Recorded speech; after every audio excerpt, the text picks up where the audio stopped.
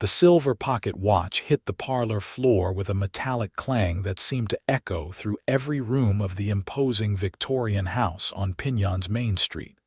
And Willa Norris knew in that moment her entire life was about to shatter just as completely.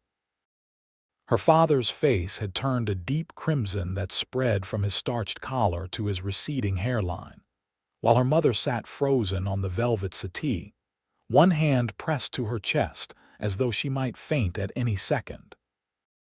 "You will marry Gerald Thornton," her father said, his voice low and dangerous in a way that made Willa's spine straighten involuntarily.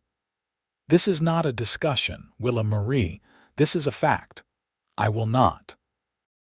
The words came out steadier than she felt, her hands clasped so tightly in front of her dark green skirt that her knuckles had gone white. "I do not love him. I do not even like him particularly.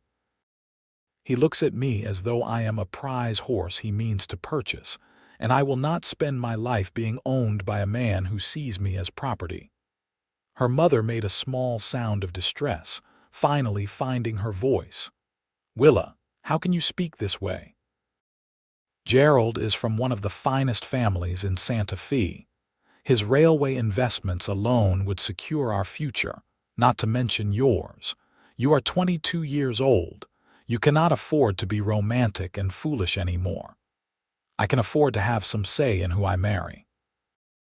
Willa looked between her parents, searching for some flicker of understanding in their faces and finding none. This is 1885, not the Dark Ages. Women are beginning to have choices. Her father took 3 heavy steps forward, his boots loud on the hardwood floor. "Not in my house, they do not. Gerald Thornton has made a generous offer for your hand. He is willing to overlook your advanced age and your stubborn temperament. He will provide for you in ways I cannot continue to do, especially given the circumstances." Something cold settled in Willa's stomach. What circumstances? Her parents exchanged a glance that spoke volumes, and her father's expression shifted from anger to something harder, more calculating. "The bank has called in several of my loans. The mercantile is not doing as well as it once did. Gerald's connections could save this family from financial ruin. Your marriage to him is not just about you, Willa. It is about all of us. So you would sell me to save your business." The hurt in her voice was raw and unmistakable. "We are giving you an opportunity for a good life," her mother said, standing now, her own voice taking on a sharp edge. "Do you think you will do better on your own? What skills do you have? What prospects? You have been raised as a lady, educated in music and literature and fine manners. Those things are useless without a husband to support you. Then I will learn new skills." Willa could feel her heart pounding against her ribs, could feel the walls of the beautiful house closing in around her like a prison. "I can work. I can teach, or take in sewing, or you will do no such thing." Her father's voice had risen to a roar now. "No daughter of mine will disgrace this family by working like a common laborer. You will marry Gerald Thornton at the end of this month, or you will leave this house with nothing but the clothes on your back. Those are your choices. Choose wisely." The ultimatum hung in the air between them, heavy and final. Willa looked at her father's unyielding face, at her mother's pinched expression of disapproval and fear, and realized that they meant every word. They would truly cast her out rather than let her refuse this marriage. The people who had raised her, who had claimed to love her, were willing to sacrifice her happiness and her freedom to save themselves from financial embarrassment. "Then I suppose I have made my choice." Her voice came out quieter now, but no less firm. "I will not marry a man I do not love to save your mercantile. I will not sell myself like merchandise. If those are truly my only options, then I choose to leave." "Willa, do not be a fool," her mother said, rising from the settee with a rustle of taffeta. "Think about what you are saying. Where will you go? How will you survive? I do not know yet. And that was the terrifying truth of it. Willa had no plan, no savings of her own, no relatives who might take her in. But the thought of marrying Gerald Thornton, of spending her life subjected to his cold eyes and possessive touch, was worse than any uncertainty. But I will find a way. Her father picked up the pocket watch from the floor, brushing off imaginary dust with deliberate movements. When he looked at her again, his eyes were as hard as stones. Then pack a small bag. Take only what you can carry. You have 1 hour, and then I want you out of my sight. And Willa, when you come crawling back, begging for forgiveness and willing to see reason, do not expect us to welcome you with open arms. You are making your choice. Live with the consequences. Willa turned and walked up the stairs to her bedroom on legs that trembled but did not fail her. Behind her, she could hear her mother's voice rising in protest, but her father cut her off with sharp words about respect and obedience. She closed her bedroom door and leaned against it, looking around at the familiar space that had been hers since childhood. The brass bed with its white coverlet, the wardrobe full of dresses she had worn to church socials and town gatherings, the writing desk where she had penned letters to school friends in Albuquerque, the bookshelf crammed with novels that had let her escape into other worlds. She could take almost none of it. Moving quickly before her courage could fail, Willa pulled a carpet bag from the top of her wardrobe and began to pack. 2 simple day dresses, 1 slightly nicer dress for Sunday, undergarments, stockings, her warmest shawl. Her mother's words echoed in her mind as she worked. What skills did she have? She could read and write and cipher well enough. She could play piano, though that seemed unlikely to be useful. She could embroider and do fancy needlework, but her practical sewing skills were limited to mending and basic alterations. She could cook simple meals, having sometimes helped in the kitchen despite her mother's disapproval. It was not much to build a life on, but it would have to be enough. She added her mother's old Bible to the bag, knowing it was perhaps hypocritical given the circumstances, but needing something familiar, something solid. A few hairpins and her brush, the small cameo brooch that had belonged to her grandmother. At the bottom of her jewelry box, she found $3 silver she had saved from birthday gifts over the years. Not enough to live on, but enough for a meal or two while she figured out her next steps. When she came back downstairs, both of her parents were waiting in the front hall. Her mother's eyes were red, but her expression remained stern. Her father simply opened the door and gestured for her to leave. "I hope you will reconsider," her mother said, her voice catching slightly. "The offer stands until the end of the week. After that, Gerald will look elsewhere for a bride, and this opportunity will be lost forever. Goodbye, Mother. Goodbye, Father." Willa walked past them with her head high, though her eyes burned with unshed tears. The door closed behind her with a decisive click, and she stood on the front porch of her childhood home, now locked out and alone. The afternoon sun was beginning its descent toward the mountains, casting long shadows across Piñon's dusty streets. The town was small but prosperous, owing its existence to the nearby silver mines and its position along a minor trade route. Willa had lived here her entire life, knew every shopkeeper and nearly every family, but now she felt like a stranger looking at an unfamiliar place. Where did a disowned woman go in a town where everyone knew her family's business? She walked down the main street with her carpetbag in hand, very aware of the curious looks from townspeople. Mrs. Henderson paused in sweeping her boarding house porch to stare. Young Tommy Weston, running an errand for his father's general store, nearly tripped over his own feet watching her pass. By tomorrow morning, everyone in Piñon would know that James Norris had thrown his daughter out for refusing to marry Gerald Thornton. The gossip would be vicious and unrelenting. Willa turned down a side street, needing to escape the prying eyes, and found herself heading toward the edge of town, where the buildings became more scattered and utilitarian. There was a small church here, and she thought perhaps she might ask the minister for guidance, but as she approached, she saw that the building was dark and empty. A sign on the door indicated that Reverend Potter had gone to Santa Fe and would return in 3 days. 3 days. She needed help now, not in 3 days. She kept walking, driven by momentum more than any real plan, until the buildings gave way entirely to open land. The sun was lower now, painting the sky in shades of orange and pink, and Willa realized with growing panic that she had nowhere to sleep tonight. The boarding house would not take a woman without references or money for advance payment. Her few friends in town all had parents who would not risk social censure by helping her against her father's wishes. The church was locked. She could not simply curl up in an alleyway like a vagrant. The sound of horses and cattle reached her ears, along with men's voices calling to each other in the gathering dusk.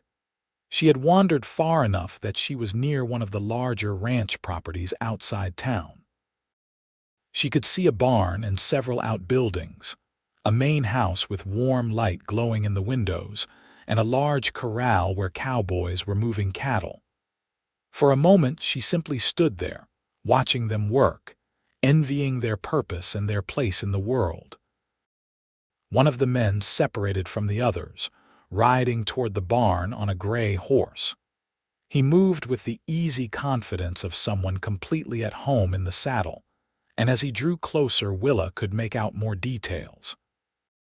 Tall and lean, probably near her own age or perhaps a few years older, with dark hair that needed cutting and several days of stubble on his jaw. He wore dusty work clothes and a battered hat, and he rode like he had been born on horseback. He spotted her standing there and reined in his horse, his brow furrowing in confusion. "Evening, miss. You lost?" The simple question nearly broke through Willa's carefully maintained composure. Was she lost? In every sense that mattered, yes. She was lost and alone and terrified, standing in the gathering darkness with nowhere to go and no idea what to do next. "I apologize for trespassing," she said, forcing her voice to remain steady. "I was just walking and did not realize how far I had come from town." He swung down from his horse with fluid grace, landing lightly and studying her with eyes that were surprisingly kind in his weathered face. "That is quite a walk. Sun is going down. You planning to head back before full dark?" "I." Willa's voice failed her, and she felt her face heat with embarrassment. What could she possibly say? That she had no home to return to? That she was standing here like a fool because she had chosen pride over practicality and now had nowhere to sleep? The cowboy's expression shifted, becoming more alert. "You all right, miss? You are not in some kind of trouble, are you? That depends on your definition of trouble." The words came out more bitter than she intended, and she saw his eyebrows rise slightly. "I am sorry. I should not have said that. I will go back to town now." "To where exactly?" His voice was gentle but perceptive. "Because if you had somewhere to go, I reckon you would have gone there instead of walking all the way out here, and that bag you are carrying looks like everything you own." Willa felt tears pricking at her eyes and blinked them back fiercely. She would not cry. She would not break down in front of this stranger, no matter how kind his voice sounded. "That is none of your concern. I will manage. I am sure you will." He was quiet for a moment, and then he tilted his head slightly, his expression thoughtful. "You are Willa Norris, are you not? From the mercantile family." Of course he knew who she was. Everyone knew everyone in a town the size of Pinyon. "Yes." "Heard some talk in town earlier about Gerald Thornton expecting to announce his engagement soon." The cowboy's tone was carefully neutral. Heard also that some folks thought the bride might not be quite as eager as the groom. You heard correctly. There seemed no point in denying it now. The truth would be all over town regardless. So you said no, and your folks threw you out. It was a statement, not a question. That is a hard thing. I am sorry. The simple sympathy in his words did what her parents' anger had not managed to do. Willa felt her eyes fill with tears that she could not blink away fast enough. One spilled down her cheek, and she wiped it away angrily with the back of her hand. I do not need your pity. Not offering pity, just sympathy. There is a difference. He was quiet again, seeming to wrestle with something internal. Then he sighed and said, Look, I cannot leave you out here with nowhere to go. My name is Lucas Irving. I work this ranch for Mr. Donovan, and I have a small cabin about half a mile that way. He gestured toward the east. It is not much, but it has a roof and a stove. You are welcome to sleep there tonight, and in the morning maybe things will look clearer. Willa stared at him, uncertain whether to be grateful or suspicious. A strange man offering her shelter could mean any number of things, most of them dangerous for a woman alone. That is very kind, but I could not possibly— You could not possibly what? Sleep under a roof instead of in the dirt. Lucas's voice was matter of fact. Look, I understand you do not know me from Adam and you have no reason to trust me. But I have 2 sisters back in Texas, and I would hope that if they were ever in a bad spot, some decent person would offer them help without expecting anything in return. So I am offering. You can take the cabin. I will sleep in the barn tonight. You would give up your own home for me. The concept seemed almost impossible to grasp. It is one night, and I have slept in worse places than a hayloft. Lucas gathered his horse's reins and started walking, clearly expecting her to follow. Come on. It will be full dark soon, and I still need to finish up some work before I can settle for the night. Willa stood frozen for a long moment, weighing her options. She could refuse his offer and try to make her way back to town, where she would have no shelter and no friends willing to risk helping her. Or she could accept the help of this stranger who seemed genuinely kind, despite the impropriety of the situation. Neither choice was good, but one was clearly more practical than the other. She followed him. They walked in silence for a while, Lucas leading his horse and Willa trailing a few steps behind with her carpetbag. The cabin came into view as the last light faded from the sky, a small structure made of rough-hewn logs with a stone chimney and a single window glowing faintly in the darkness. It looked sturdy and well-maintained, if humble. Lucas tied his horse to a post outside and opened the door, stepping inside to light a lantern that cast warm light across the interior. Willa hesitated on the threshold, then stepped inside and looked around. The cabin was a single room, maybe 12 feet square, with a narrow bed against one wall, a small table and 2 chairs, a wood stove and open shelves that held a few dishes and supplies. It was Spartan but clean, the space of someone who lived simply but with a certain pride in what little they had. Not much to look at, Lucas said, following her gaze. But the roof does not leak and the stove draws well. There is firewood stacked outside and some basic provisions in the cupboard. Help yourself to whatever you need. This is too much, Willa said, feeling overwhelmed by his generosity. I cannot take your home from you. You are not taking it. I am offering it. He moved to the stove and got a fire started with quick, efficient movements. There is a well just outside. Water is good and clean, and I will be right nearby in the barn if you need anything, but I will not bother you. You have my word on that. Willa set down her carpetbag and looked at him properly for the first time. In the lamplight, she could see that he had gray eyes that crinkled at the corners, as though he smiled often, though his expression now was serious. His hands were rough and work-worn, the hands of a man who made his living through physical labor. There was nothing soft or refined about him, but there was something solid and trustworthy in the way he carried himself. "Why are you doing this?" she asked quietly. "You do not know me." "This could cause problems for you," Lucas shrugged. "Maybe, but doing the right thing sometimes does. My father taught me that a man's character is measured by what he does when it costs him something, not when it is easy and convenient. You needed help. I could provide it." "Seems pretty simple to me." "Nothing about this situation is simple," Willa said, but she felt something loosen in her chest, some of the terrible tension that had been building since the confrontation with her parents. "But I am grateful, truly. I do not know what I would have done if you had not found me. You would have figured something out. You seem like the stubborn type." There was the faintest hint of amusement in his voice, and Willa found herself almost smiling despite everything. "I have been told that before," she admitted. "Well, stubbornness can be a virtue in the right circumstances." Lucas moved toward the door, then paused. "There is bread and some jerky in the cupboard and coffee if you want it. Not fancy fare, but it will keep you from going hungry. Try to get some rest, Miss Norris. Things will look different in the morning. Thank you, Mr. Irving, for everything."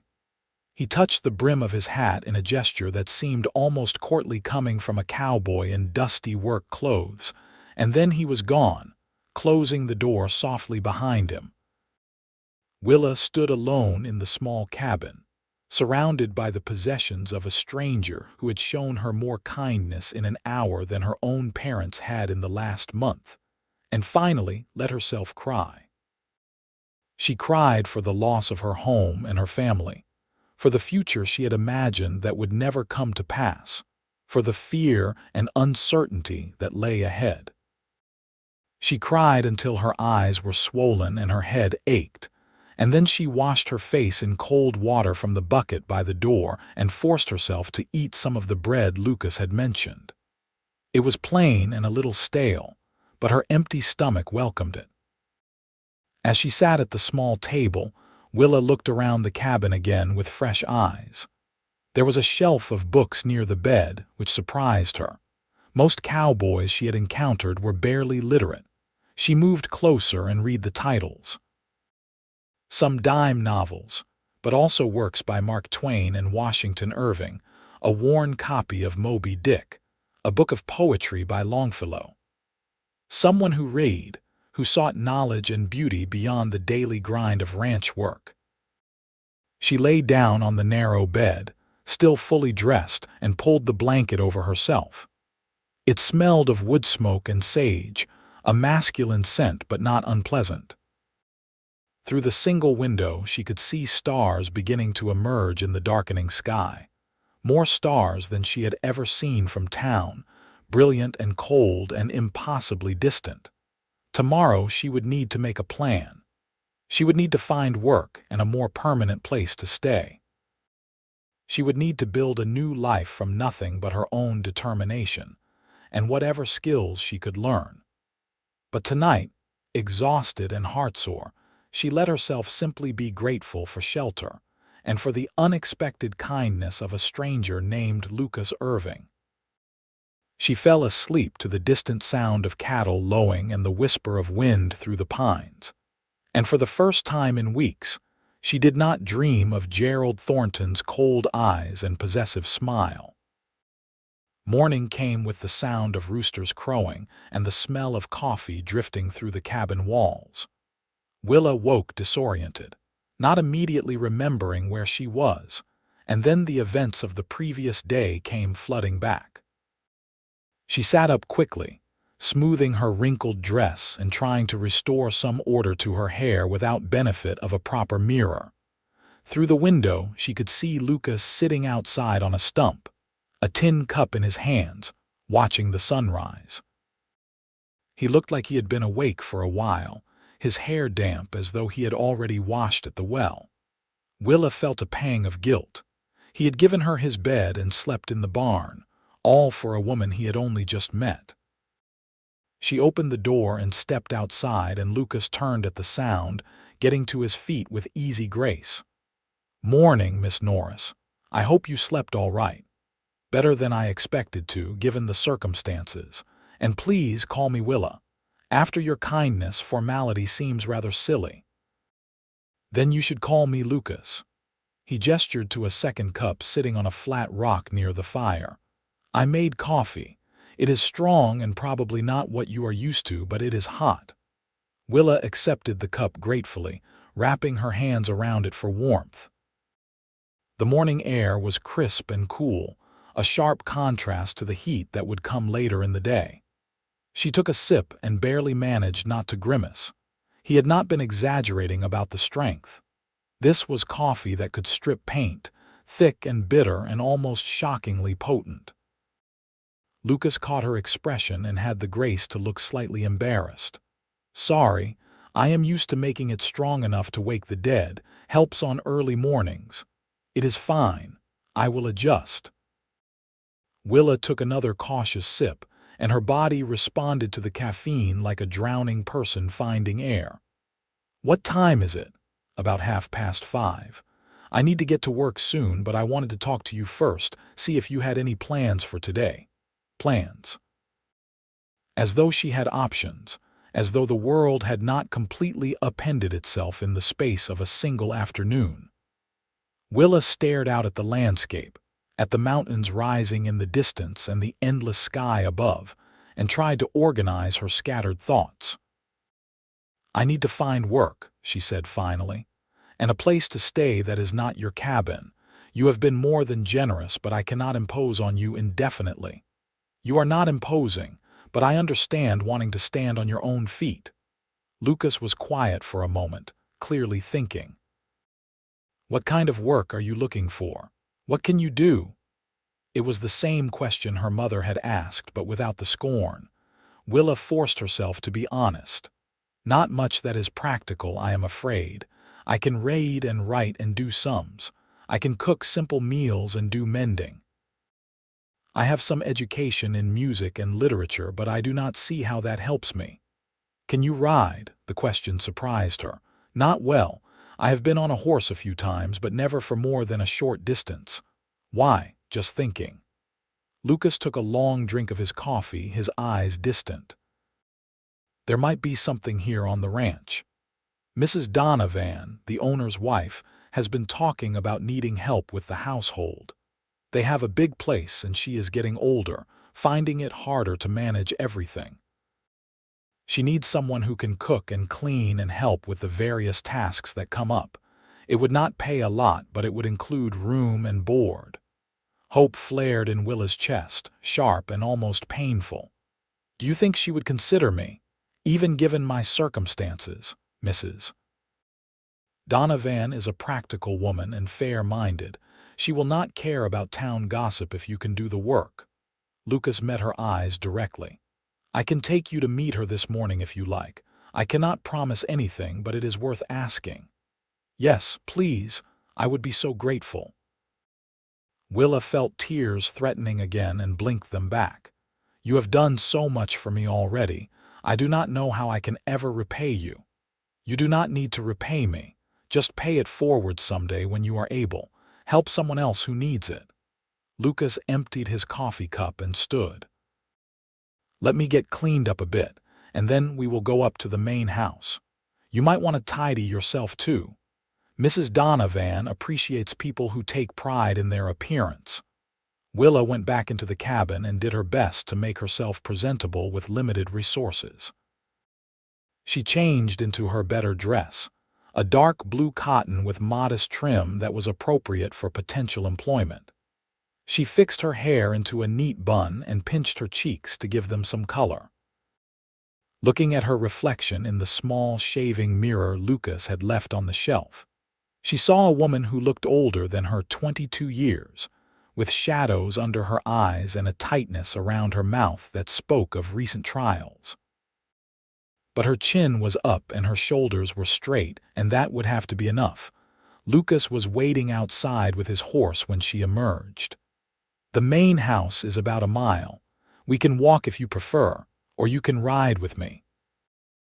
Willa looked at the horse, a placid gray mare who seemed unbothered by the prospect of carrying two people. "I do not want to make us late. I will ride."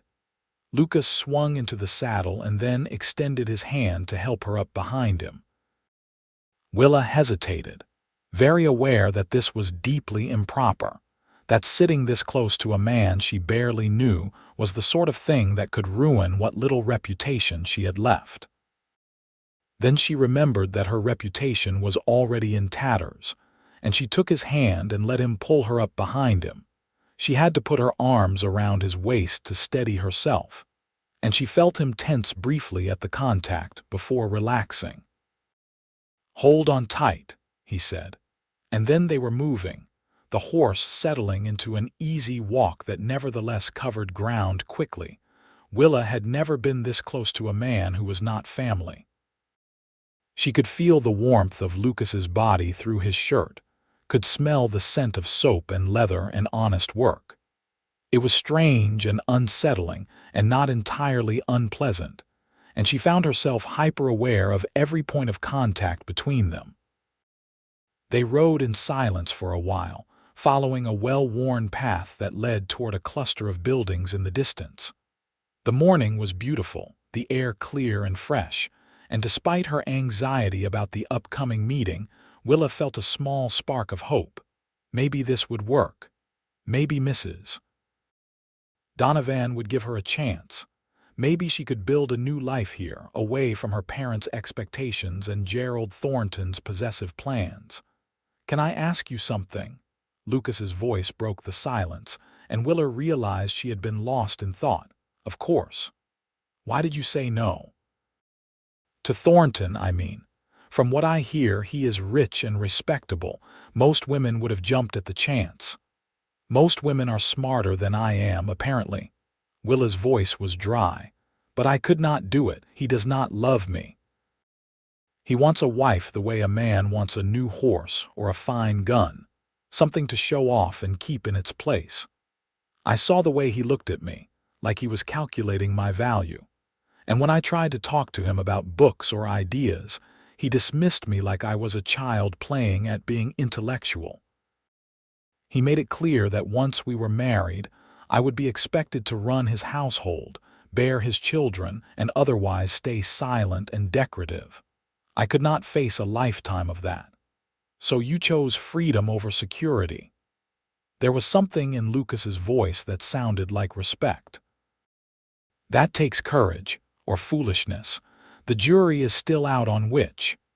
But Willa felt warmed by his words nonetheless. The main house came into view and Willa caught her breath. It was much larger than she had expected, a sprawling ranch house with a wide porch and multiple additions that spoke of years of prosperity. Cattle grazed in nearby pastures, and she could see several hands working in the distance. This was a serious operation, one of the larger ranches in the area. Lucas reined in at the front of the house and dismounted, then helped Willa down with easy courtesy. "Wait here," he said. "I will go tell Mrs. Donovan you are here to see her about the position." He disappeared inside, and Willa stood on the porch trying to calm her racing heart. Everything depended on this meeting. If Mrs. Donovan said no, she would be back to having no options and nowhere to go. She tried to prepare herself for potential questions, for skepticism about her lack of experience, for possible rejection. Lucas emerged after a few minutes, holding the door open. "She will see you. Come on in." The interior of the house was comfortable rather than grand, with worn furniture that spoke of years of use and walls hung with family photographs and landscapes. Lucas led her through a hallway to a large kitchen where a woman in her 50s stood kneading dough at a massive wooden table. She was handsome rather than beautiful, with gray-streaked brown hair pulled back in a practical bun, and keen blue eyes that assessed Willa in a single glance. "Mrs. Donovan, this is Willa Norris," Lucas said. "Willa, this is Mrs. Sarah Donovan, who owns this ranch along with her husband. Thank you, Lucas. You can get back to your work now." Mrs. Donovan's voice was brisk but not unkind. She waited until Lucas had left, then gestured to a chair at the table. "Sit down, Miss Norris. I understand you are looking for employment." "Yes, madam." Willa sat carefully, folding her hands in her lap. "Lucas mentioned that you might need help with the household." "I am a hard worker, and while I do not have much practical experience, I am willing to learn whatever is necessary. Lucas also told me that your family threw you out for refusing to marry Gerald Thornton." Mrs. Donovan's eyes were sharp. "Is that true?" There seemed no point in lying. "Yes, madam. My father wanted me to accept Mr. Thornton's proposal to help with some financial difficulties. I refused. My father gave me an ultimatum, and I chose to leave rather than marry a man I do not love. And you spent last night in Lucas Irving's cabin." It was a statement, not a question, and Willa felt her face heat. "Yes. He found me walking alone at dusk and offered me shelter. He slept in the barn to preserve propriety." Willa met Mrs. Donovan's gaze directly. "Nothing improper occurred, I give you my word. He was a perfect gentleman." "I believe you. Lucas is a good man, one of the best workers I have ever had, and honest as the day is long." Mrs. Donovan went back to her bread dough, her hands working it with practiced efficiency. "But you understand that taking you on here will cause talk. People will say I am harboring a wayward girl, that I am going against the wishes of a respectable family. It could cause problems for me and for the ranch." Willa's heart sank. "I understand. I am sorry to have wasted your time." "I did not say I would not do it, Mrs. Donovan shaped the dough into loaves and set them in greased pans. "I said it would cause talk, but I have weathered worse than gossip in my time. My question is whether you are truly willing to work, or whether you will last a week before deciding this life is too hard and running back home with your tail between your legs." "I have no home to run back to," Willa said quietly, "and I am not afraid of hard work. I may not be skilled yet, but I am capable of learning." Mrs. Donovan studied her for a long moment, and Willa felt like she was being weighed and measured by someone who saw more than most people. Finally, the older woman nodded. "All right, I will give you a trial period. 1 month. You will help with cooking, cleaning, laundry, and whatever other tasks come up. You will have a small room off the kitchen, and you will take your meals with the family. The pay is $15 a month, plus room and board. At the end of the month, if things are working out, we will discuss a more permanent arrangement. Does that sound acceptable? $15 a month. It was not much, barely enough to save anything after purchasing necessary items, but it was independence. It was the chance to build something of her own. More than acceptable, madam. Thank you. You will not regret this, I promise. See that I do not." But there was a hint of warmth in Mrs. Donovan's stern expression. "You can start today. I will show you to your room, and then we will begin going over your duties. I should warn you, I run a busy household. We have regular hands who eat here, plus Mr. Donovan and our son Thomas when he is home from college. There is always something that needs doing. I am ready to work." And Willa meant it. She was ready to prove that she could survive on her own, that her choice had been the right one, that she was more than just a commodity to be traded in marriage. Mrs. Donovan led her through the house to a small room off the kitchen, barely larger than a closet but clean and furnished with a narrow bed, a bureau, and a washstand. "It is not fancy, but it is yours. Get yourself settled and then come back to the kitchen. We have lunch to prepare for 8 hungry men, and I will need your help." Willa unpacked her meager belongings into the bureau, hung her 2 spare dresses on the hooks behind the door, and set her grandmother's cameo on top of the bureau where she could see it. The room was plain and small, but it was hers, earned by her own efforts. She looked at her reflection in the small mirror above the washstand and saw a different woman than the one who had stood in her parents' parlor yesterday. This woman looked determined and capable, ready to face whatever challenges lay ahead. She returned to the kitchen to find Mrs. Donovan already preparing vegetables. "Good. You can start by peeling these potatoes. Have you made biscuits before?" "A few times with supervision." "Then I will teach you to do it properly. The men around here judge a cook by her biscuits more than anything else." Mrs. Donovan handed her a knife and a bowl of potatoes. "And Willa, I meant what I said about Lucas being a good man. He spoke highly of you this morning, said you had courage and character. Do not make a liar out of him." "I will do my best, madam." They worked together throughout the morning, and Willa found herself caught up in the rhythm of kitchen work.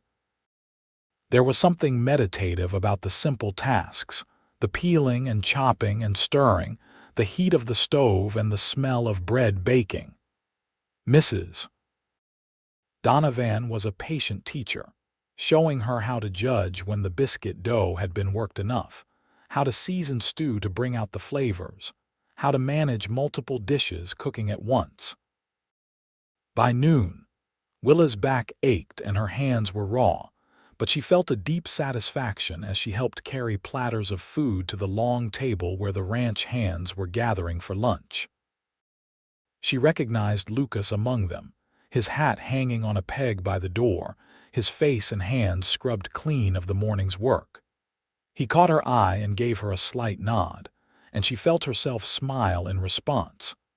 The men ate with single-minded focus, talking little but clearly appreciating the food. Willa stood back with Mrs. Donovan, ready to refill platters or fetch more coffee, and watched them with a sense of accomplishment. She had helped make this meal. Her work had fed these people. After the men had returned to their afternoon tasks, Willa and Mrs. Donovan tackled the mountain of dishes. The older woman chatted as they worked, asking casual questions about Willa's education and interests, sharing stories about life on the ranch. Willa found herself relaxing, enjoying the easy conversation in a way she rarely had with her own mother. "You did well today," Mrs. Donovan said as they finished drying the last of the dishes.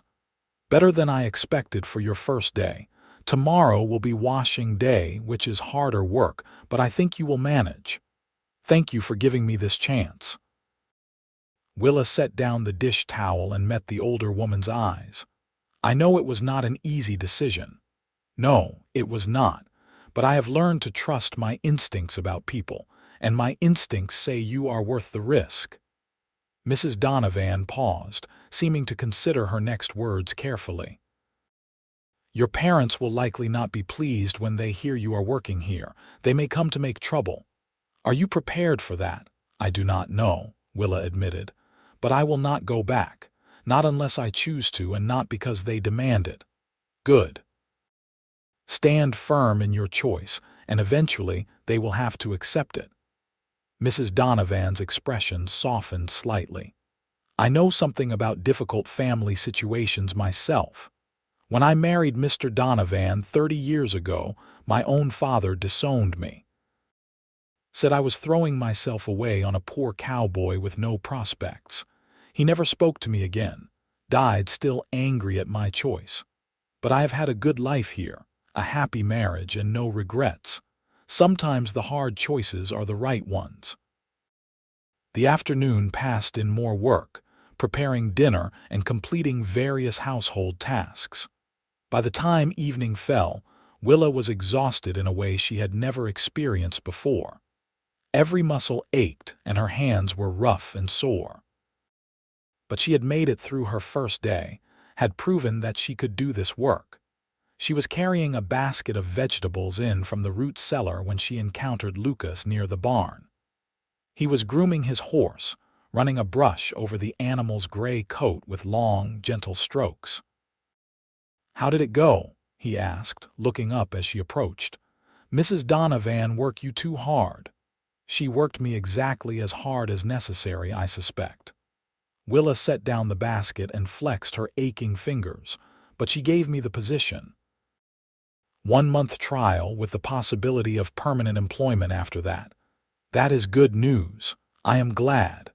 Lucas's smile was genuine, reaching his eyes and making him look younger. Mrs. Donovan is tough but fair. If you do good work, she will treat you right. I owe this opportunity to you. If you had not helped me, had not brought me here. Willa trailed off, not quite sure how to express the depth of her gratitude.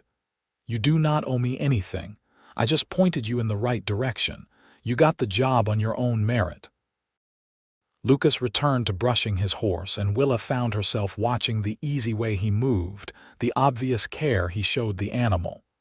How are you settling into your room? It is perfect. Small but mine. She hesitated, then asked, Will you be at dinner tonight? No, I eat with the other hands most nights. Mrs. Donovan feeds us lunch here, but evenings we tend to fend for ourselves. Why? I just wanted to thank you properly. For everything. You saved me, Lucas. I was desperate and alone, and you helped me without asking for anything in return. That is a rare thing. Lucas stopped brushing and looked at her directly, his gray eyes serious. You seem like someone worth helping, and like I said, I hope someone would do the same for my sisters if they were ever in trouble. He paused, then added quietly, But I am glad I found you when I did. Glad you are safe now. There was something in his voice that made Willa's heart skip slightly, a warmth that went beyond simple kindness. She found herself noticing details she had missed before. The way his dark hair fell over his forehead, the strong line of his jaw, the calluses on his hands that spoke of hard work and skill. He was handsome in a rough, unpolished way that was nothing like the refined gentleman of town, but there was something deeply appealing about his quiet strength and genuine decency. I should get back, she said, suddenly feeling flustered. Mrs. Donovan will need help with dinner preparations. Of course. I will see you around, Willa. She picked up her basket and hurried back to the house, very aware of his eyes following her. Something had shifted between them in that brief exchange, some awareness that had not been there before. It was both exciting and terrifying, this flutter of attraction to a man she barely knew, and Willa firmly pushed it aside. She could not afford distractions right now. She needed to focus on keeping her position, on building her new life, on proving that she could survive independently. Romance was the last thing she needed to complicate matters. The days settled into a pattern. Willa rose before dawn to help Mrs. Donovan prepare breakfast, spent her mornings in cooking and cleaning, her afternoons in laundry or mending or whatever tasks needed attention. It was hard, physical work that left her exhausted each night, but she found a satisfaction in it that she had never experienced in her previous pampered existence. She was doing something useful, creating value with her own hands and efforts. Mrs. Donovan proved to be a patient teacher, showing Willa not just how to do tasks, but why they were done certain ways. She learned to judge the heat of the oven by holding her hand inside for a count of 5, to tell when bread dough had risen enough by pressing it with a finger, to manage the timing of complex meals so everything finished at the same time. She learned which cuts of meat needed slow cooking and which could be seared quickly, how to make soap and candles, how to organize a pantry for maximum efficiency. The work was endless, but Willa found herself taking pride in small accomplishments. A batch of perfectly golden biscuits, a shirt mended so neatly the repair was nearly invisible, floors scrubbed to a shine.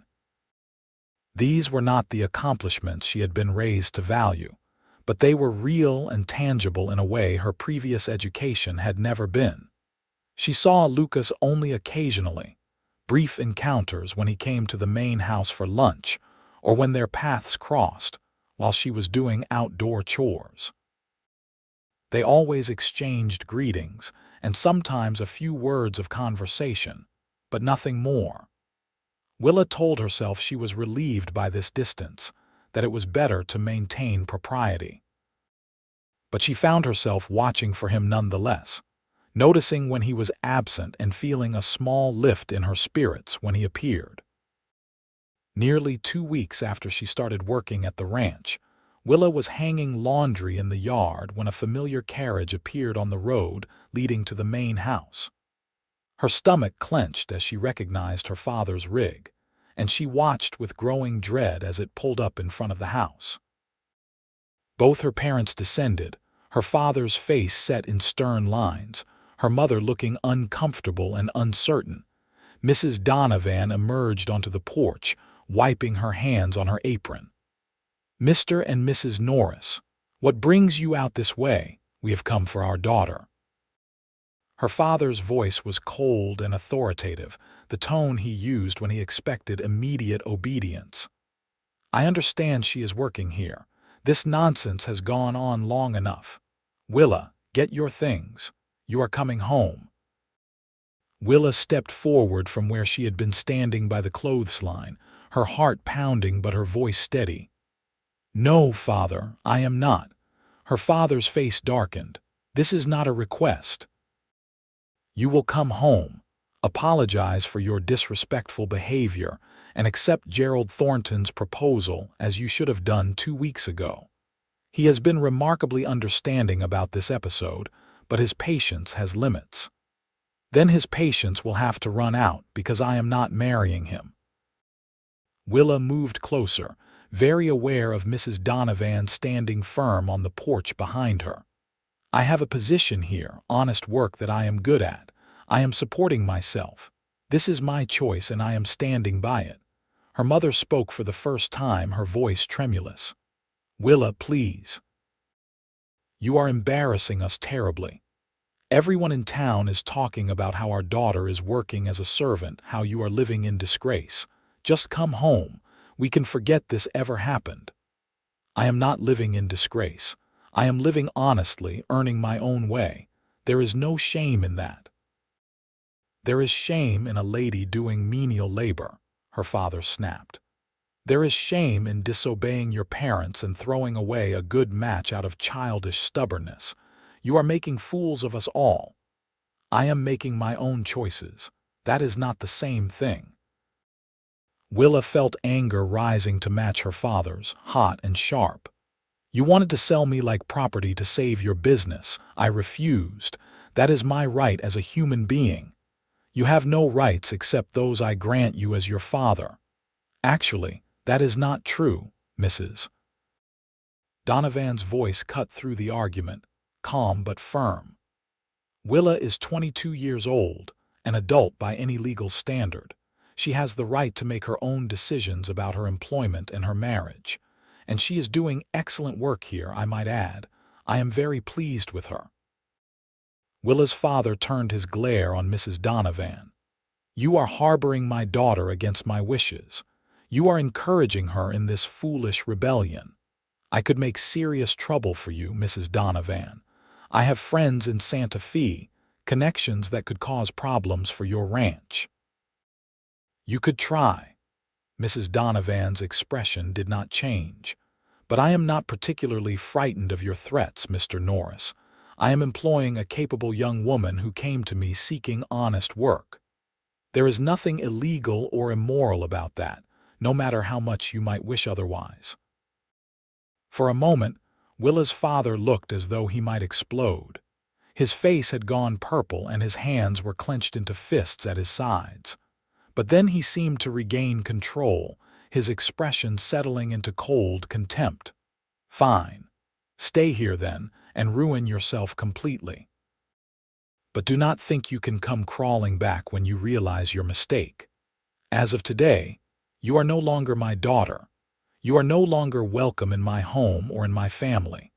When you die alone and destitute because you were too proud to accept help, remember that you brought it on yourself." The words hit Willa like physical blows and she felt tears burning behind her eyes. but she refused to let them fall, refused to show weakness in front of her parents. "If that is your final word, then I accept it. Goodbye, Father. Goodbye, Mother."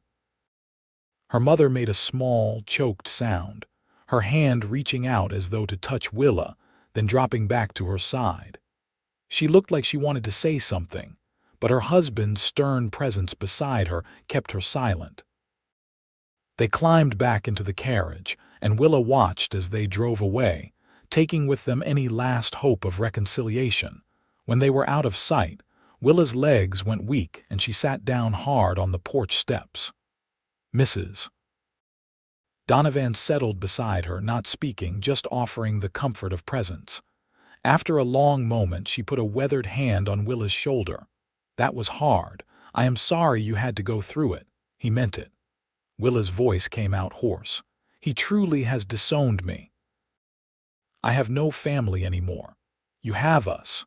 Mrs. Donovan's voice was matter of fact. "Maybe it is not the same, but you are not alone, Willa. You have a place here for as long as you want it." Willa finally let the tears come, crying quietly while Mrs. Donovan sat beside her. She grieved for the family she had lost, for the parents who had valued their pride and social standing more than their daughter's happiness, for the life she had imagined that would never come to pass. But underneath, the grief was something else, a strange sense of relief, even liberation. She was free now, truly free. No more expectations, no more pressure to be someone she was not.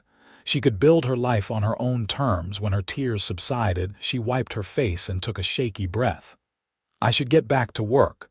The laundry will not hang itself. Take a few minutes."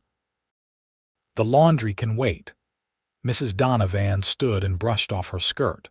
"But Willa, you did the right thing. I know it does not feel like it now, but you did. Your father was wrong to put his financial problems on your shoulders, and you were right to refuse." Willa nodded, not trusting her voice, and Mrs. Donovan went back inside. She sat alone on the porch for a while longer, watching the clouds drift across the sky and trying to process everything that had happened. She heard footsteps approaching and looked up to see Lucas walking toward the house, concern evident on his face. "I saw your parents leaving. They looked angry." He sat down on the steps beside her, maintaining a respectful distance but close enough that she could feel his presence. "Are you all right? My father has officially disowned me. I am no longer part of the Norris family." Willa tried to say it lightly, but her voice broke on the last word. Lucas was quiet for a moment, then said softly, "I am sorry. That is a hard thing, no matter how much you expected it. I thought I was prepared. I thought I had accepted it already, but hearing him say the words, seeing my mother stand there and let it happen." Willa shook her head. "It hurts more than I thought it would. Of course it does. They are your parents. You are allowed to grieve that loss." Lucas picked up a small stick and began turning it over in his hands, his movements restless. "When I left Texas, my father told me not to come back until I had made something of myself. Said he did not want a son who would not work his own land, who wanted to see more of the world than our little corner of it. That was 5 years ago, and I have not seen him since. I have sent letters, but he does not respond, so I know something about being cut off from family." "Do you regret leaving?" Willa asked, curious about this glimpse into his past. "Sometimes, but mostly no. I needed to find my own way, and I could not do that under his shadow. Maybe someday he will forgive me, maybe he will not. Either way, I am building a life I can be proud of." Lucas met her eyes, and his expression was serious. "You are doing the same thing. It takes courage to walk away from everything familiar, even when staying would destroy you. Do not let anyone make you feel ashamed of that." "You have a way of saying exactly what I need to hear," Willa said, managing a small smile. "Thank you, Lucas, for understanding. Anytime." He stood and offered her his hand, pulling her to her feet with easy strength. "Come on. I will help you hang the rest of that laundry." Many hands make light work, as my mother used to say. They worked together in companionable silence, Lucas reaching the higher clotheslines that Willa had to stretch for, and she found her spirits lifting slightly. There was something comforting about his steady presence, the way he helped without making a fuss about it.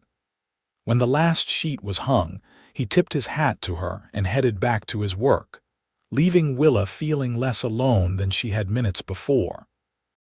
The weeks continued to pass, and Willa settled more fully into her new life. Her trial period ended, and Mrs. Donovan officially hired her permanently, even raising her pay to $18 a month.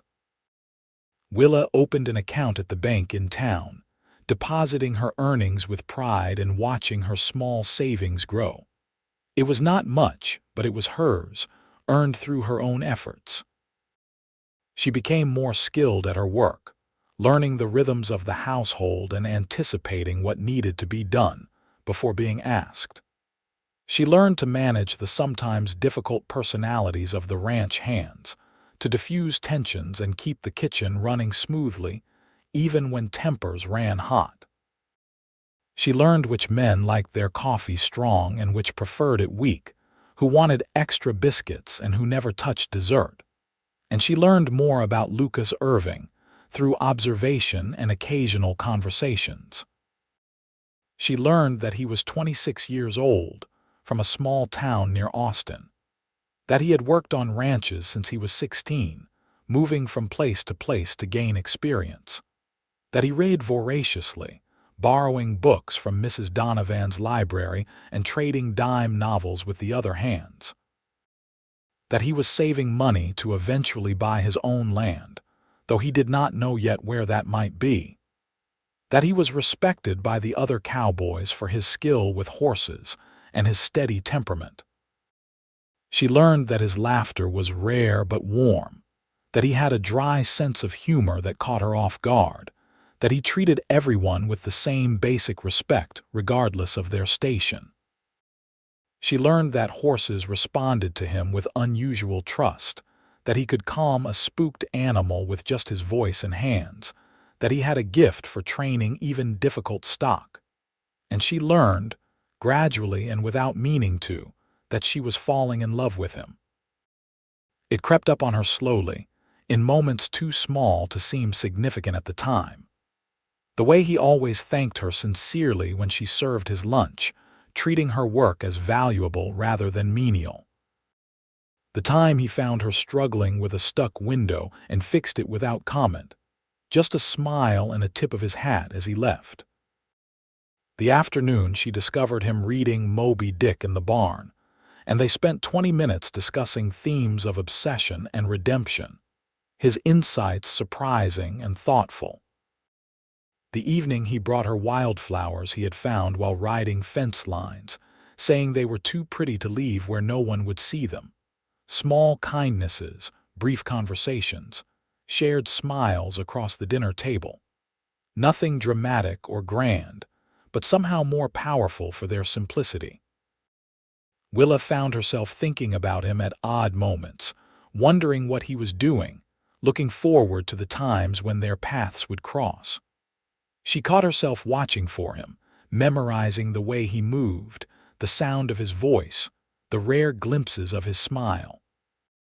She told herself she was being foolish. Lucas had shown her kindness and respect, nothing more. He had never indicated any romantic interest, never said or done anything that suggested he saw her as more than a friend or someone he had helped in a difficult situation. And even if he did feel something for her, what future could there be? She was working to build her independence, to prove she did not need a man to define her worth. Falling in love seemed like a betrayal of everything she had fought for.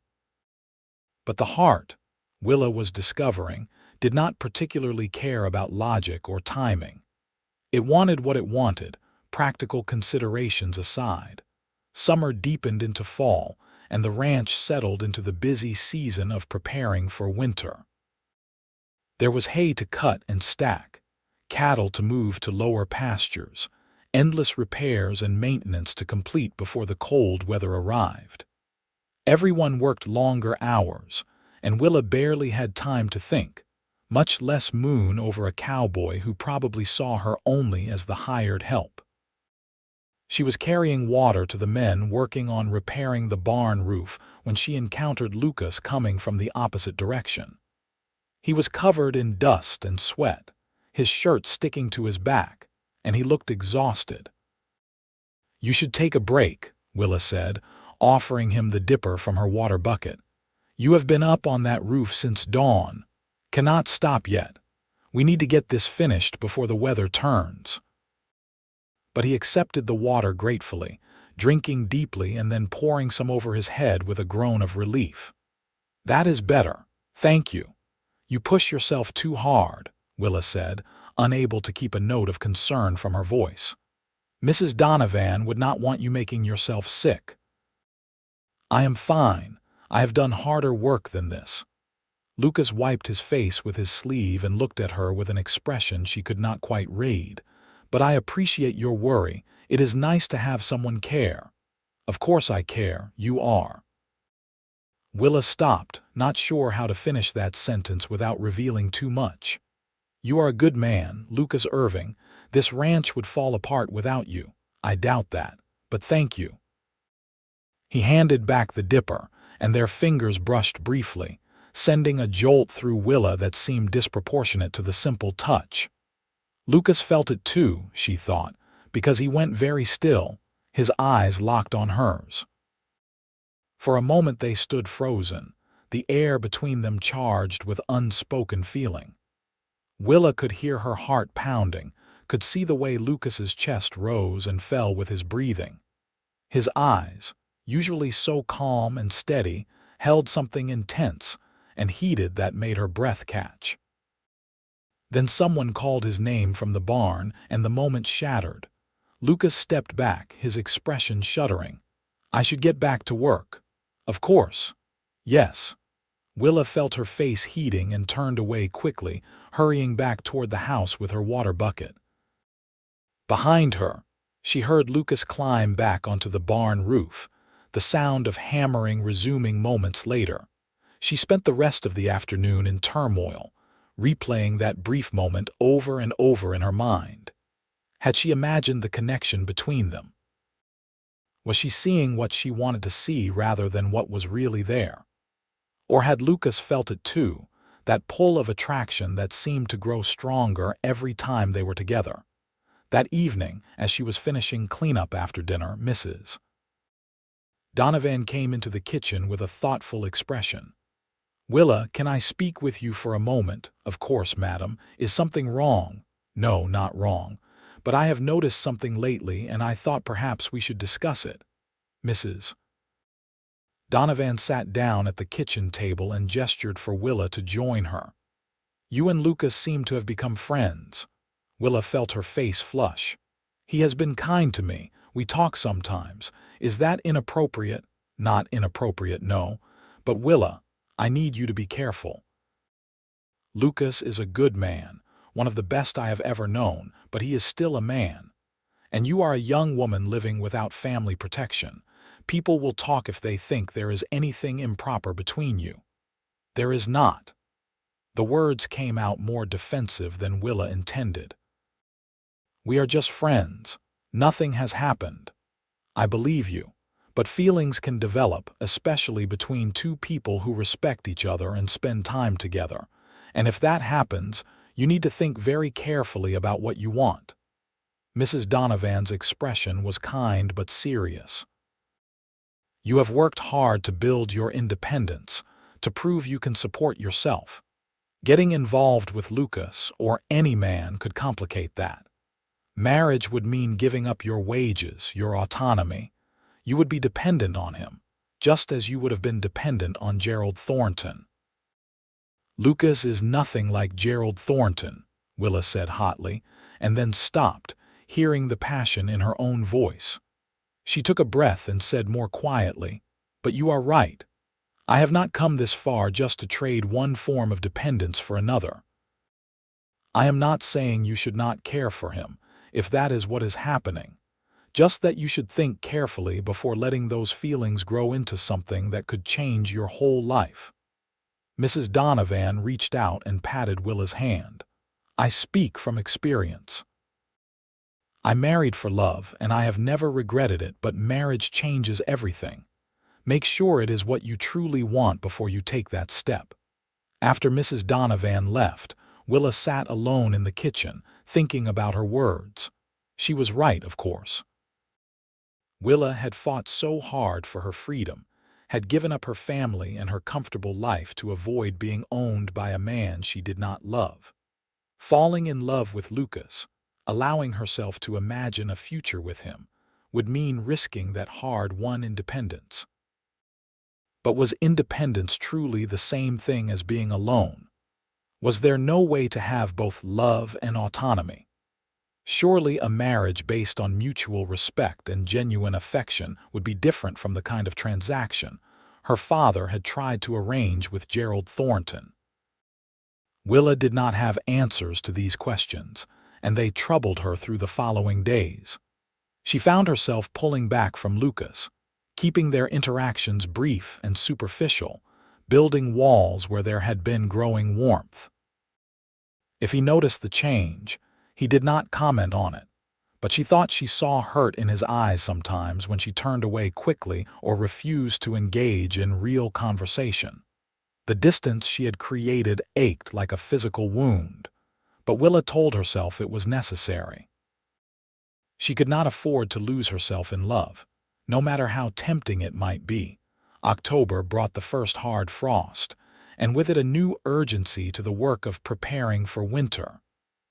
Willa was kept busy helping Mrs. Donovan preserve the last of the garden vegetables, smoking meat, making sure the root cellar was well stocked. She barely saw Lucas for days at a time, as he and the other hands worked to bring the cattle down from the high pastures before snow could trap them there. When he finally came back to the ranch for more than a brief meal, he looked worn down, thinner than he had been, with shadows under his eyes that spoke of exhaustion. Willa watched him at lunch, noting how he moved carefully as though his body ached, and felt her resolve to keep her distance waver. After the other hands had returned to work, Lucas remained at the table, nursing a second cup of coffee. Willa approached hesitantly, carrying a plate of cookies she had baked that morning. "You look like you could use these," she said, setting the plate in front of him. Lucas looked up at her with surprise, and then a slow smile spread across his face. "Are you speaking to me again? I was starting to think I had done something to offend you. You did not offend me, I just—" Willa sat down across from him, searching for words. "I was being careful. Trying not to complicate things." "Complicate things how?" Lucas's eyes were steady on hers, patient but penetrating. "I think you know how." Willa felt her face heating but forced herself to continue. "Mrs. Donovan warned me that people were talking, that I needed to be careful about my reputation, and she was right. I have worked too hard to build my independence to risk it by being careless. So you have been avoiding me to protect your reputation." Lucas's voice was flat, unreadable. "I see. It is not just that, it is." Willa struggled to articulate the tangle of fears and desires that had been plaguing her. "When I left my parents' house, I swore I would never let myself be dependent on a man again, that I would stand on my own feet and make my own choices. But if I let myself care about you, if I let these feelings grow, then I risk losing all of that. Marriage means giving up my independence, becoming someone's property again." "Is that what you think? That I would want to own you?" Lucas's voice was quiet but intense. "Willa, I have more respect for you than anyone I have ever met. The courage it took to walk away from everything you knew to build a new life with your own hands, that is remarkable. Why would I want to diminish that? Why would I want anything less than the strong, independent woman you have become?" Willa felt tears pricking at her eyes. "I do not know. I just know that marriage changes things. Mrs. Donovan said so herself. Marriage can change things, yes, but it does not have to mean losing yourself. It should mean finding someone who makes you stronger, not weaker. Someone who supports your dreams instead of trying to control them. Lucas reached across the table and took her hand, his calloused fingers warm and solid against hers. I care about you, Willa. More than I probably should, given that I have nothing much to offer. But I would never ask you to give up who you are for me. I would never want you to, Lucas. Willa's voice was thick with emotion. I care about you too, so much that it frightens me. But I am not sure I know how to let myself love someone without losing myself in the process. Then maybe we figure it out together, slowly. No pressure, no expectations. Just two people who respect each other, seeing where things might lead. Lucas squeezed her hand gently. I am not going anywhere, Willa. I am not asking you to make any decisions right now. I am just asking you to stop pushing me away. Willa looked at their joined hands, at the way his fingers intertwined with hers so naturally, and felt something settle in her chest. This did not feel like losing her independence. It felt like gaining a partner, someone who saw her as an equal rather than a possession. I can do that, she said softly. I can try. That is all I am asking. Lucas smiled at her, that rare, warm smile that transformed his whole face, and Willa felt her heart turn over in her chest. They talked for a while longer, easy conversation about nothing in particular, until Lucas had to return to work. But something had fundamentally shifted between them. The walls Willa had built were coming down, and for the first time since leaving her parents' house, she let herself hope that maybe, just maybe, she could have both independence and love. The weeks that followed were some of the happiest of Willa's life. She and Lucas did not rush into anything, but they stopped pretending there was nothing between them. They talked whenever they could find a few minutes alone, sharing stories about their pasts and dreams for their futures. Lucas told her about growing up in Texas, about his complicated relationship with his stern father and his worry for his younger sisters. Willa told him about her childhood, about the loneliness of being an only child in a house where appearances mattered more than genuine connection. They discovered shared interests and complementary differences. Both loved reading, though Lucas preferred adventure stories while Willa favored novels about relationships and society. They both valued honesty and hard work. Both had a stubborn streak that could be either a strength or a flaw depending on the circumstance. Lucas was more patient and even-tempered, while Willa was quicker to anger but also quicker to forgive. Lucas brought her small gifts from his rides, unusual rocks or interesting pieces of wood, once a perfect bird's nest that had fallen from a tree.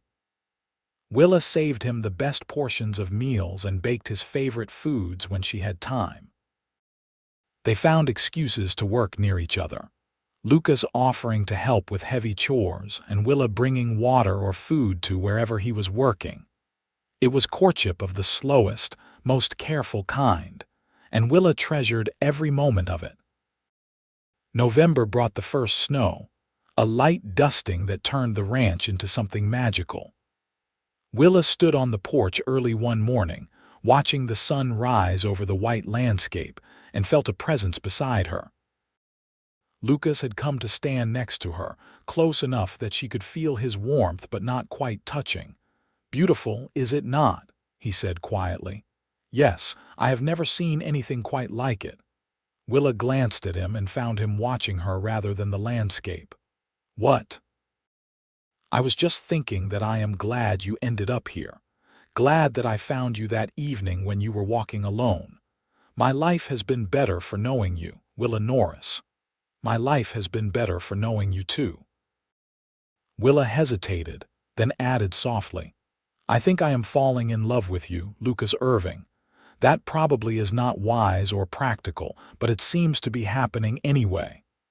Lucas turned to face her fully, his expression serious but lit from within. "I think I have been falling in love with you since the night I found you standing by the road with your carpetbag, looking lost and brave at the same time. You were the most remarkable thing I had ever seen, and you have only become more remarkable since." He reached out slowly, giving her time to pull away if she wanted, and cupped her face in his hand. His palm was rough and warm, and Willa leaned into the touch without thinking. Then he bent his head and kissed her, gentle and sweet and full of promise. It was Willa's first kiss, and it was nothing like she had imagined based on the novels she had read. It was better, more real, more grounding. It tasted like coffee and hope, and when Lucas pulled back, Willa found herself smiling through happy tears. "I love you," she said, the words coming easily now that the truth was acknowledged. "I love you, and I am not afraid of that anymore. I love you too." Lucas rested his forehead against hers, both of them breathing the same air. "And we will figure out how to do this right, how to build a life together that lets you keep your independence and your strength. I promise you that." They stood together on the porch as the sun climbed higher, turning the snow to diamonds, and Willa felt a peace she had not known was possible. She had lost her family and her old life, but she had gained something far more valuable: the freedom to choose her own path, and someone who wanted to walk beside her rather than dragging her along behind. Christmas came, and with it a depth of snow that made travel difficult. The ranch became an isolated island, cut off from town for days at a time. Willa helped Mrs. Donovan prepare a feast for the hands who could not get home for the holiday, roasting a massive turkey and making pies with dried apples from the root cellar.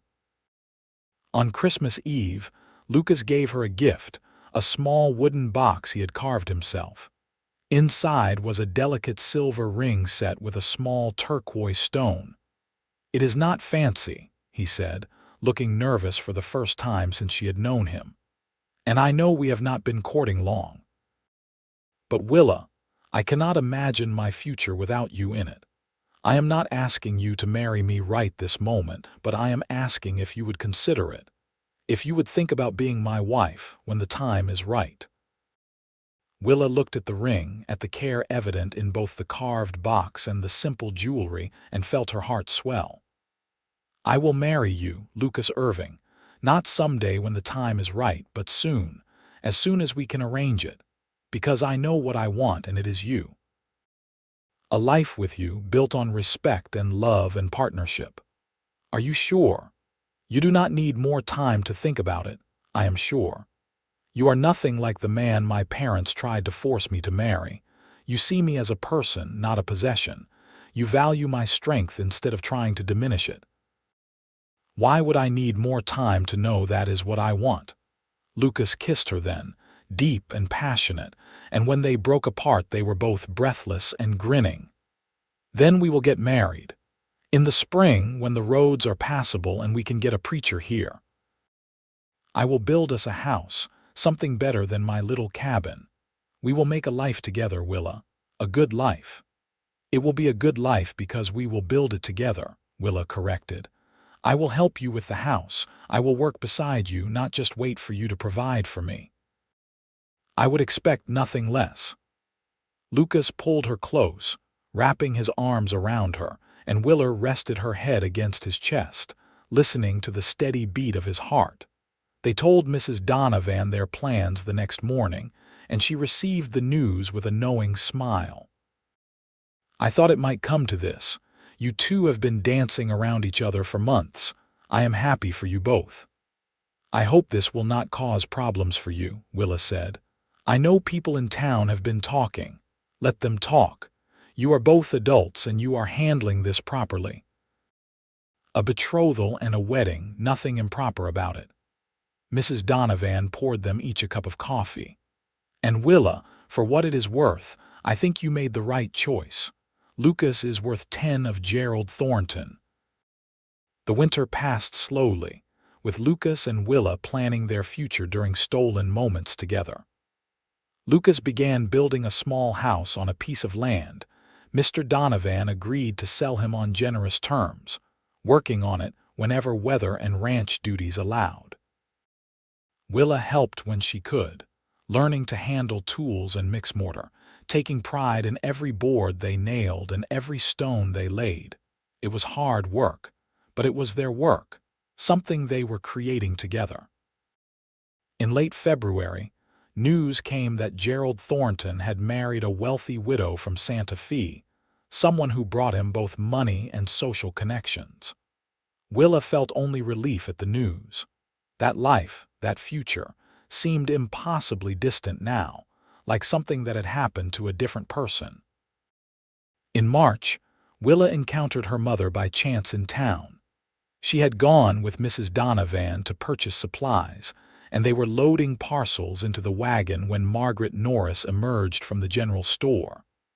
The two women froze, staring at each other across the wooden sidewalk. "Hello, Mother," Willa said quietly. Her mother looked older than she had just months before, with new lines around her eyes and mouth. "Willa, I heard you were still working at the Donovan Ranch. I heard also that you are engaged to one of the cowboys there." "Yes, Lucas Irving. We will marry in April." Her mother's expression was complicated, part disapproval and part something that might have been regret.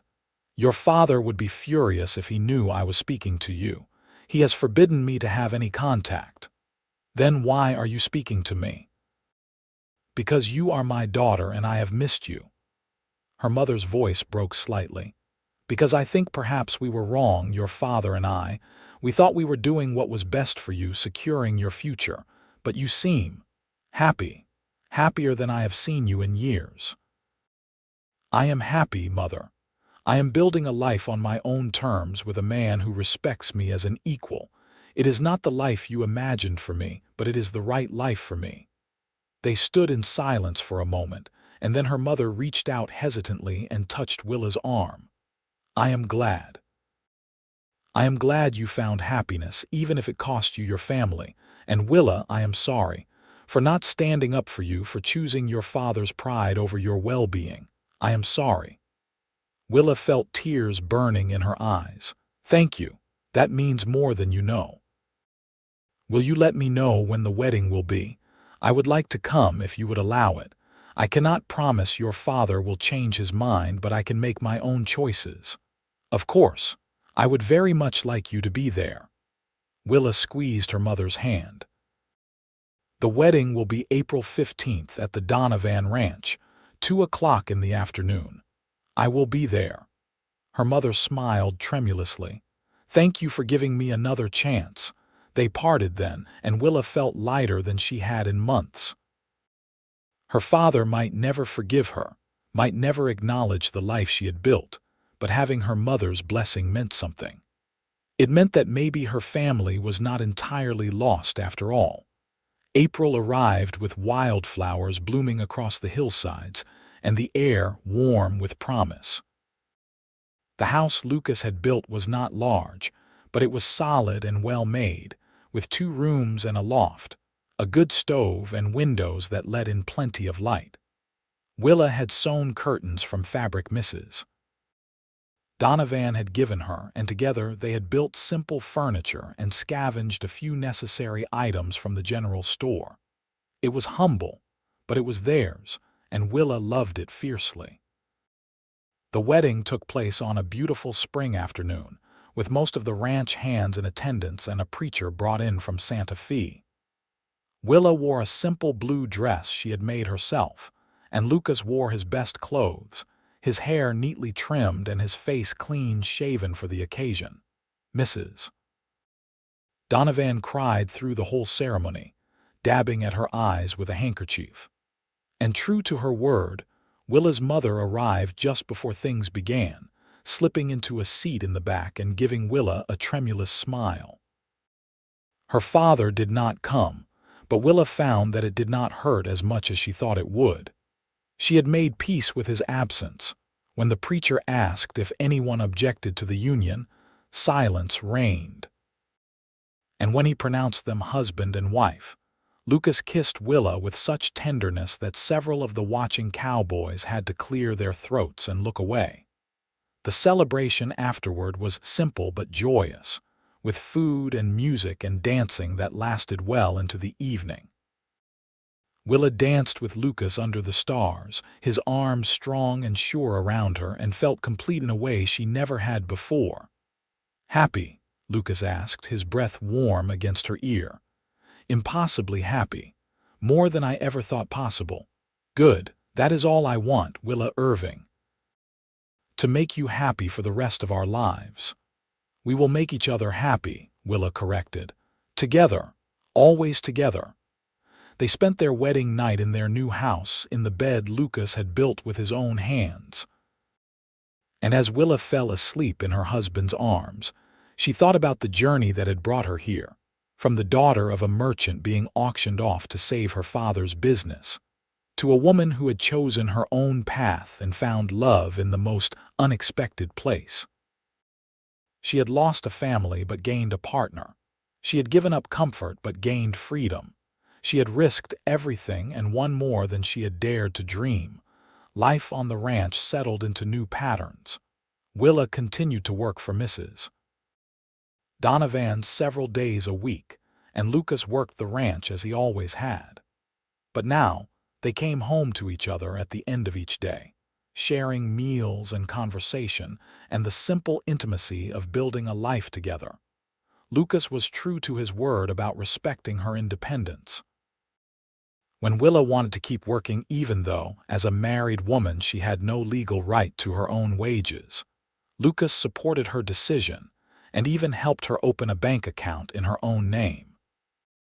When she expressed interest in learning to ride properly so she could help with ranch work, he taught her with patience and encouragement. When she wanted to continue her education by ordering books from a catalog, he used part of his savings to help pay for them. And Willa supported Lucas's dreams in turn. She saved her wages toward the goal of buying more land, of building a small herd of their own. She encouraged him to take on more responsibility at the ranch, to develop his skills and prove his worth to Mr. Donovan. She believed in him in a way his own father never had, and that belief helped Lucas believe in himself. A year after their wedding, on a warm May afternoon, Willa told Lucas she was pregnant. He whooped with joy and spun her around, then immediately apologized and asked if spinning was bad for expectant mothers. Willa laughed and kissed him and assured him that one spin was not going to cause any problems. Their son was born in January 1887, during a snowstorm that kept the doctor from arriving in time. Mrs. Donovan and two of the ranch hands' wives served as midwives, and Lucas held Willa's hand through the whole terrifying, beautiful process.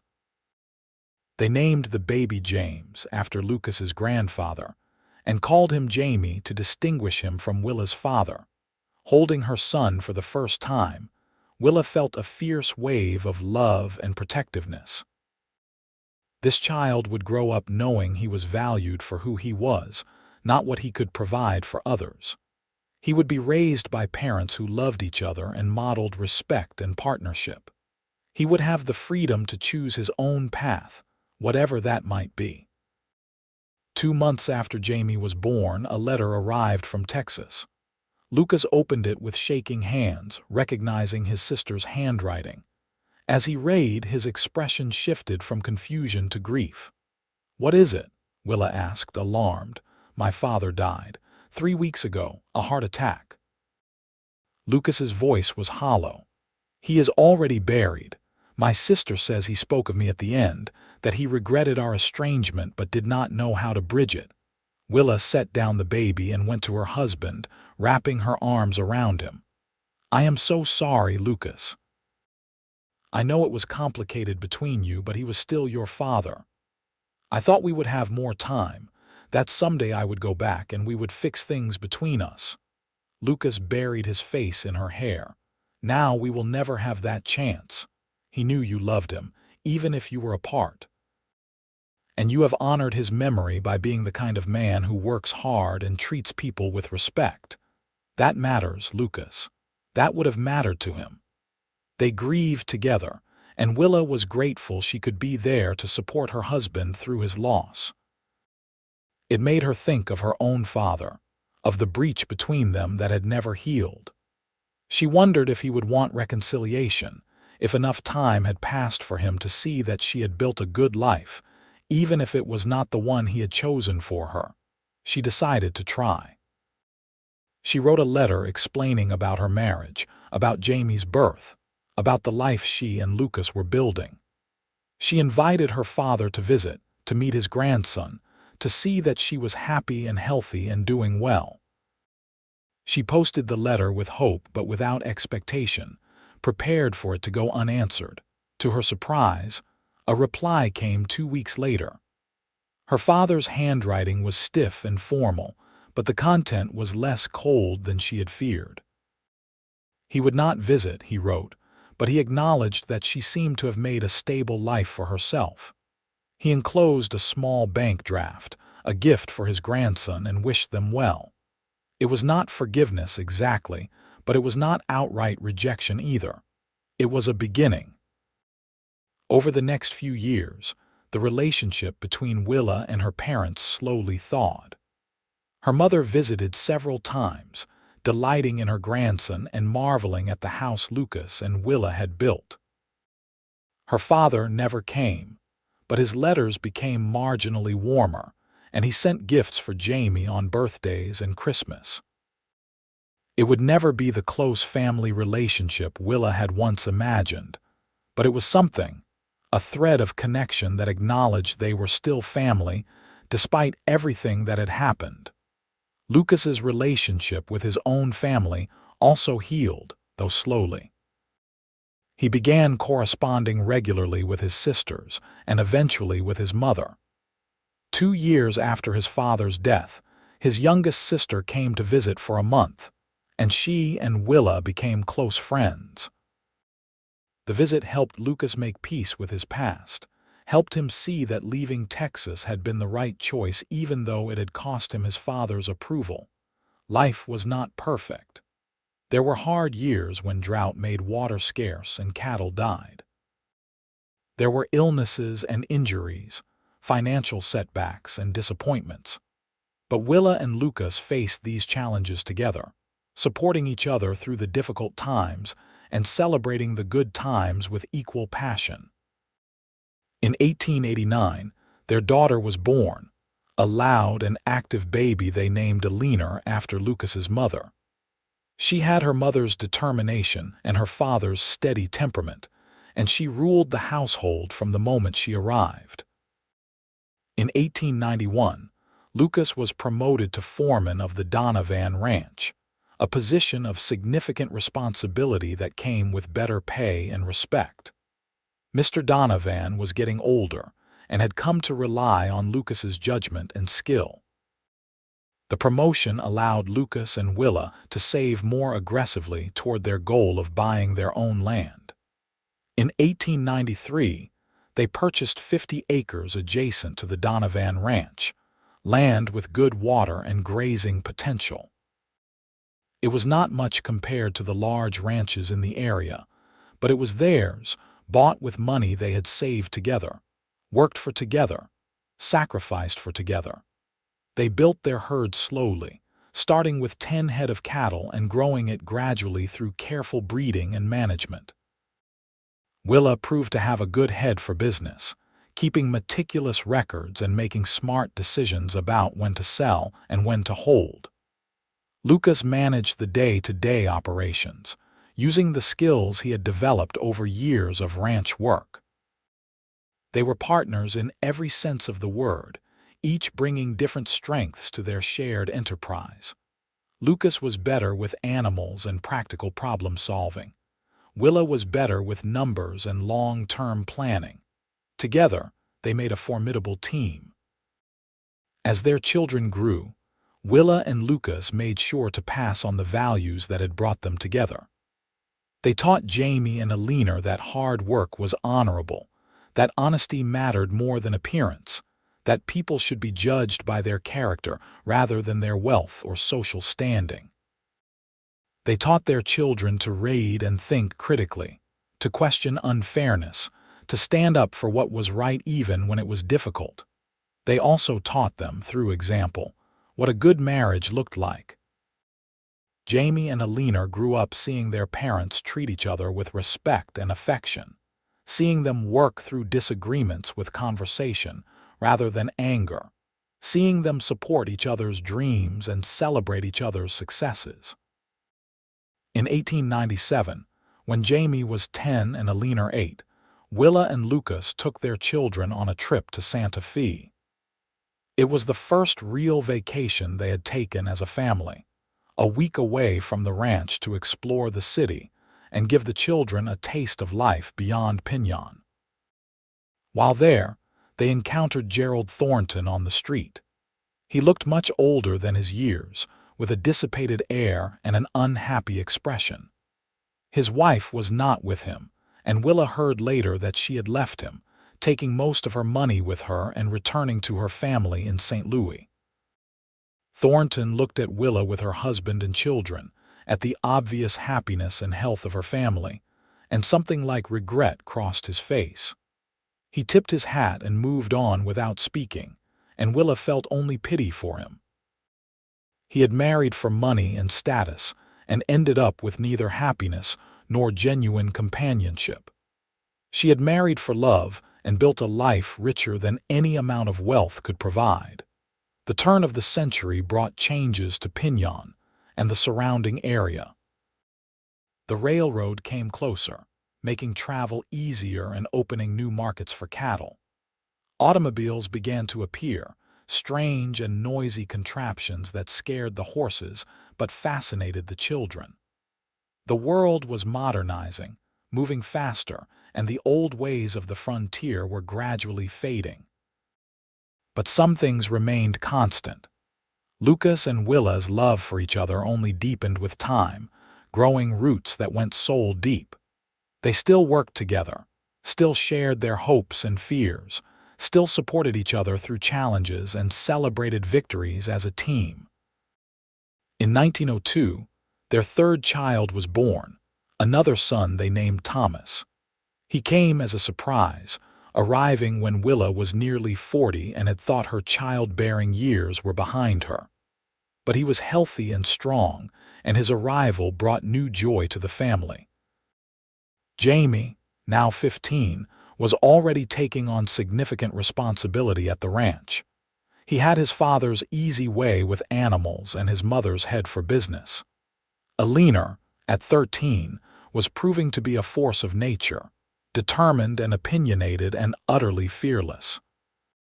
She announced that she wanted to go to college someday, to study and see the world, and Willa and Lucas promised to support her in that dream, even though it was unconventional for a girl.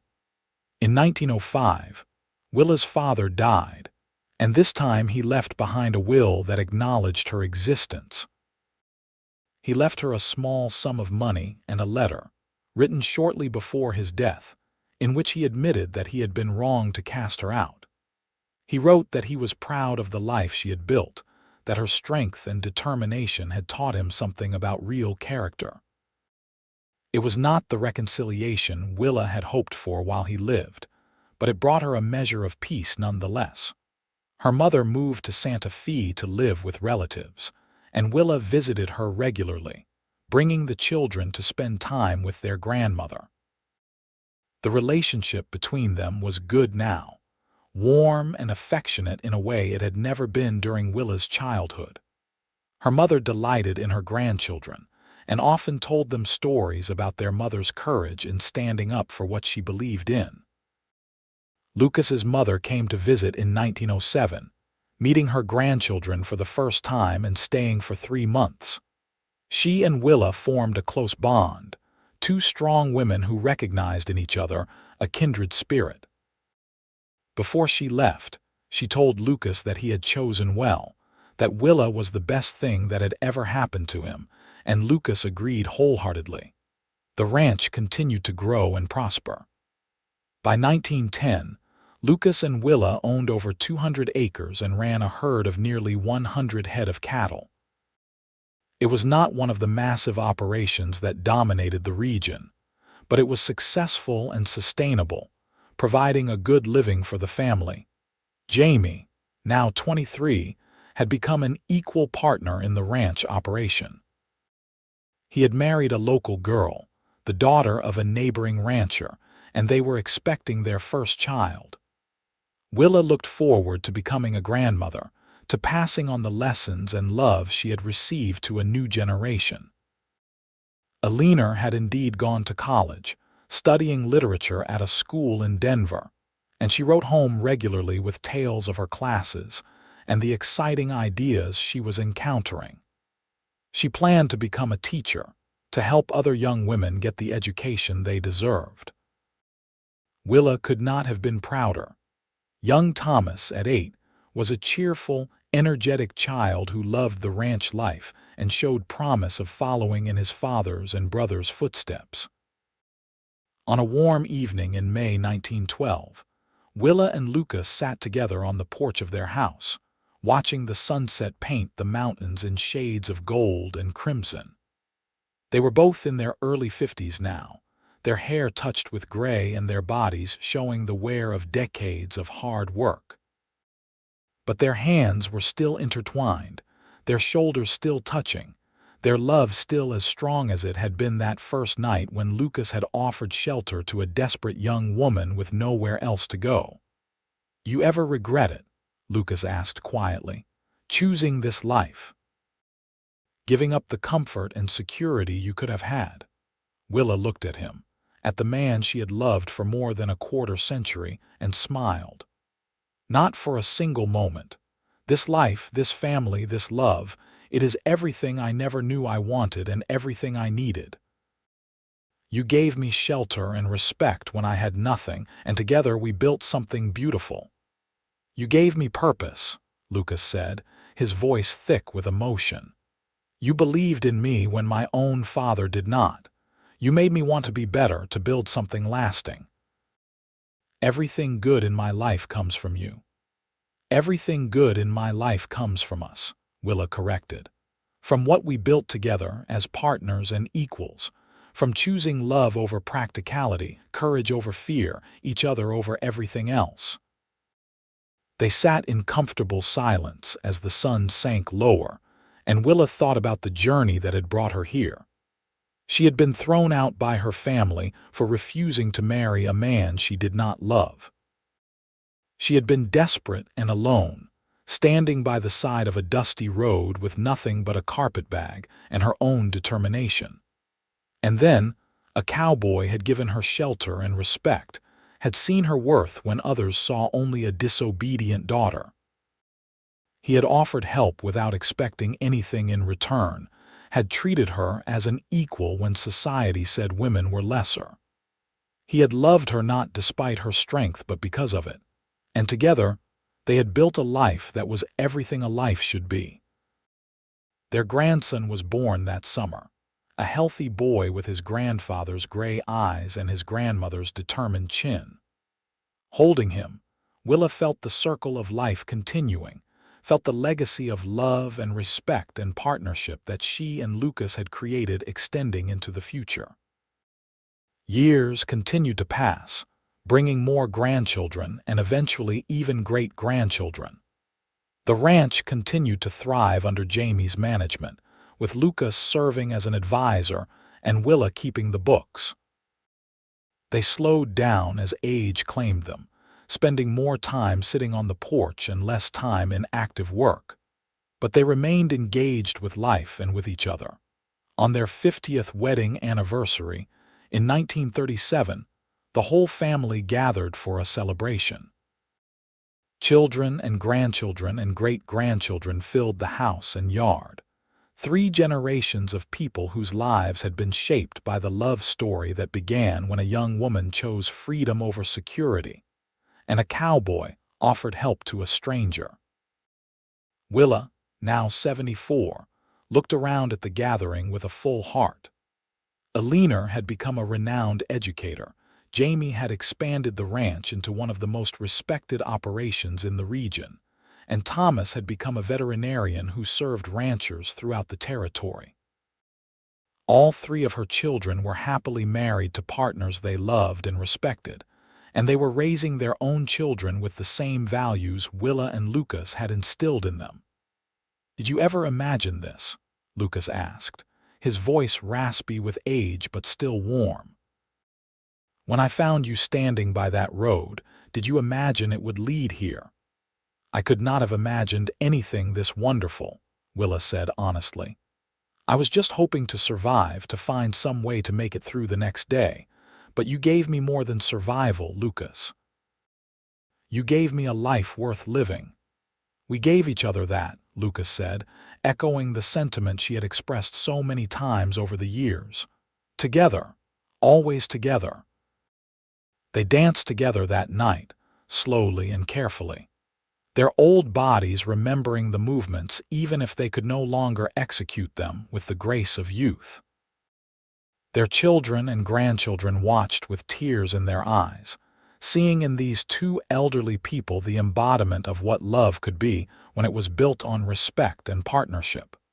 Lucas died peacefully in his sleep in 1940, at the age of 80.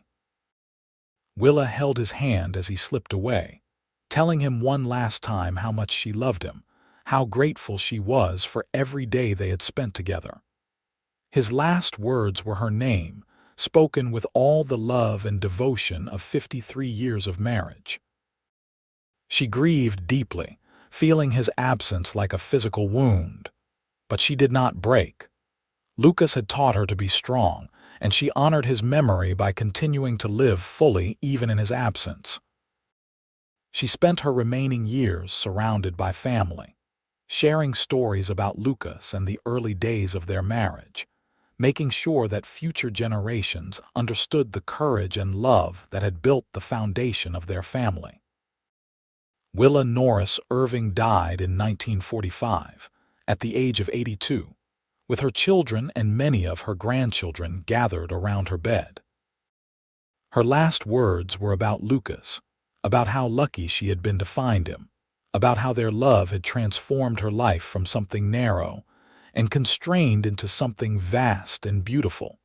She had been thrown out for refusing a wealthy suitor, and a cowboy had given her shelter and respect.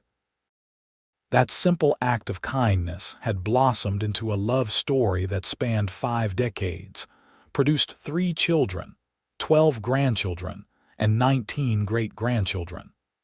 It had built a legacy of respect and partnership that would echo through generations. And in the end, that was everything that mattered. Not wealth or status or social approval, but love given freely and received gratefully.